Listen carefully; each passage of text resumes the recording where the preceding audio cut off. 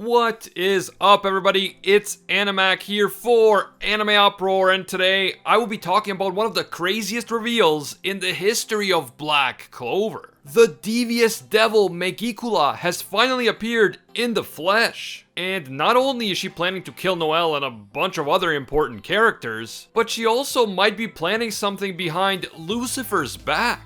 Are there different factions forming among the highest ranked devils? And could this be a major plot point after this arc ends? Let's get into it.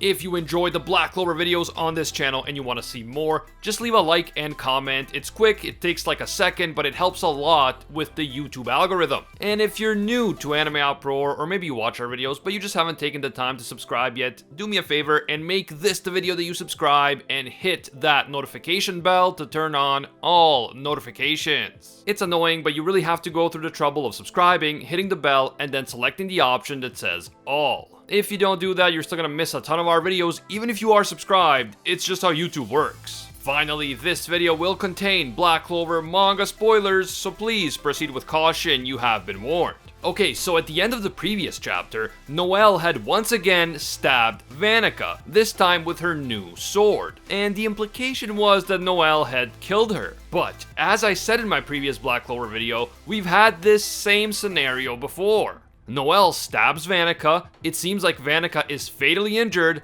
but thanks to her devil powers, Vanica manages to survive. Something similar even happened during her battle with Asta all those years ago. And yeah, that is pretty much what happened in the new chapter, at least at first. In my previous Black Clover video, I said that I think that Vanica will be defeated by Noelle. And I said that the next threat would be Vanica's devil, Megicula herself. And the same goes for Dante and Xenon. I think they've outlived their usefulness, and the focus of the story will now shift from the Dark Triad to their devils. In terms of Vanica and Megicula, that is exactly what happened in the latest chapter. Megicula herself emerged in the flesh, and she made it clear that her intention is to sacrifice Vanica along with Loro Pechica in order to fully manifest her own body into this world. And although we technically didn't know Megicula's gender until now, this chapter pretty much confirms that she is indeed female. In line with anime logic, she seems to be a 1,000-year-old lolly devil queen.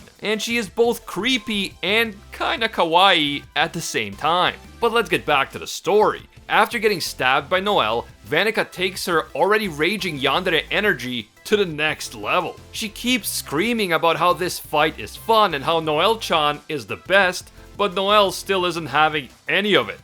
While Vanica is doing all her yandere crap, Noelle just ruthlessly attacks Vanica over and over again. Noelle is using the sword in combination with some incredible athletic abilities. She's straight up using gymnastics and like ballet moves to beat the crap out of Vanica. Eventually, Noelle has Vanica completely pinned to the ground, and she declares that Vanica has lost. Noelle's new power-ups combined with Spirit Dive were indeed able to take Vanica down.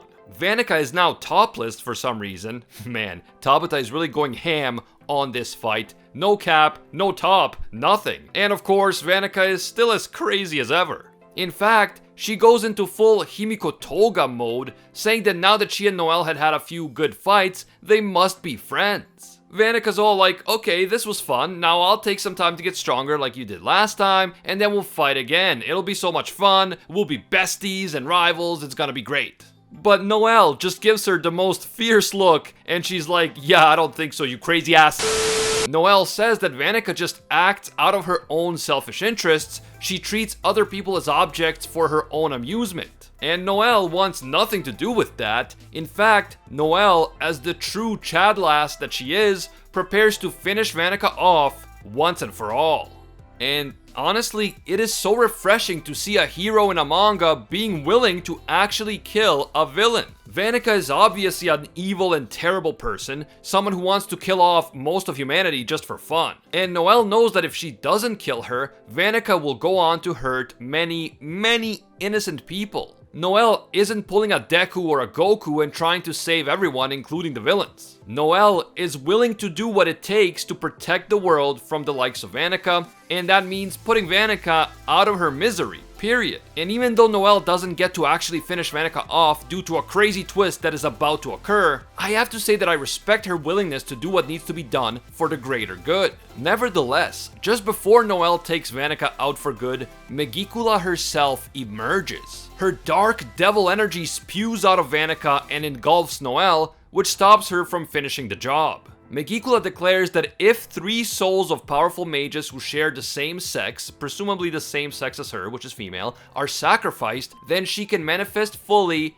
into this world. And so, Megicula's plan is to sacrifice Vanica and Loropechica in order to bring her true form into the human realm. Megicula's devil lolly form emerges from Vanica's body, and she kind of sits on Vanica's shoulder. But it appears that Megicula is now fully in control of Vanica, and she is simply using Vanica as her temporary connection to this world until she can fully manifest on her own. Megicula says that before she manifests her real body, she is going to give us one final rampage, and in that moment we see that poor Loropechica has been completely taken over by devil magic and now has a devil form of her own. Loropechica is looking pretty hardcore goth right about now, and Megicula says that if Vanica and Loropechica die, then Noelle won't feel lonely when she dies as well, and that is how this shocking chapter ends. First up, whoa, it is so cool to finally see Megicula's true form.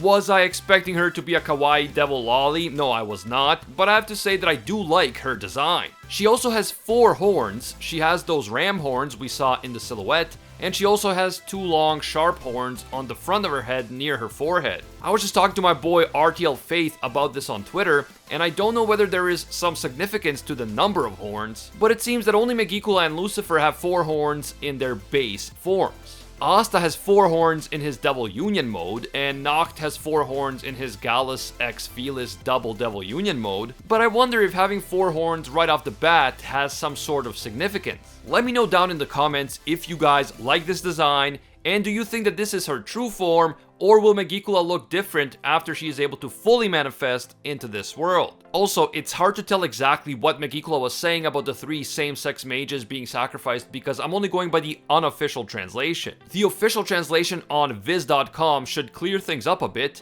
and I will address the official translation in the next video. But from what we know so far, either the 3 sacrifices are referring to Vanica, Loropechica, and Noelle herself, or Megicula could be already counting Asta as one of the sacrifices, since she was a powerful mage who died because of Megicula's curse, only much earlier. If Asta counts, then Megicula only needs to sacrifice Vanica and Loropechica. If Asta doesn't count, then she also needs to sacrifice Noelle, or maybe Charlotte, but I don't see either Noelle or Charlotte actually dying. So if Megicula needed either one of them to die, she's probably not going to succeed with her plan. Frankly, knowing Tabata, I don't even think that Loropechica will die, but Vanica I could totally see being a sacrifice. And the same goes for Dante and Xenon, so we'll have to wait and see what happens. At any rate, we need to talk about the game-changing implications of Megicula revealing herself like this. We didn't even know that this type of manifestation was possible, and it seems that not even Lucifer knew about it despite being one of the highest ranked devils. So, why did Megicula imply that not even Lucifer knows this? We know that Lucifer has been attempting to fully manifest into the physical world for a long time, so was Megicula hiding this information from him on purpose? If she was, it suggests that there might be some tension and even rivalry among the highest devils. And there might even be some different factions among the devils that we still don't know about. In that case, it would make for some interesting material in the arc that will eventually follow the Spade Kingdom War arc. I always kind of assumed that Lucifer was the main devil because the underworld in Black Clover is heavily inspired by Dante's Inferno. And of course, Lucifer is the devil at the very bottom of Dante's Inferno. He is the big boss. However, we know that 3 different devils rule over the underworld, and who knows, maybe those 3 devils have different ideas about how to rule the underworld and how to invade the human world. I am extremely excited to learn more about the devils and how their society functions. And if you are also excited about this, definitely drop me a line down in the comments. Finally, I just want to conclude the video by talking about how awesome Noelle is. Just look at this girl's magic abilities and her battle technique. She has come so far since the beginning of the story when she couldn't even control her magic.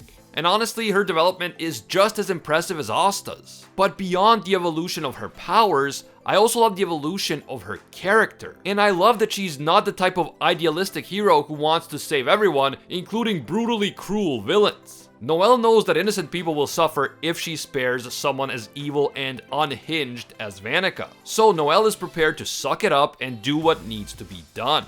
It's never an easy thing to do for a heroic character, but it is the right choice in this extreme case. Vanica wants to wipe out like 80% of humanity. She's not just some petty criminal. So kudos to our girl Noelle for being a true Chad lass. Okay, now let me know what you guys think. What is going to happen next with Megicula? Is Noelle going to fight her even though her spirit dive is about to run out? Or is Noelle maybe going to use her ultimate magic on Megicula? And even if she does, will this ultimate magic be effective against Megicula herself?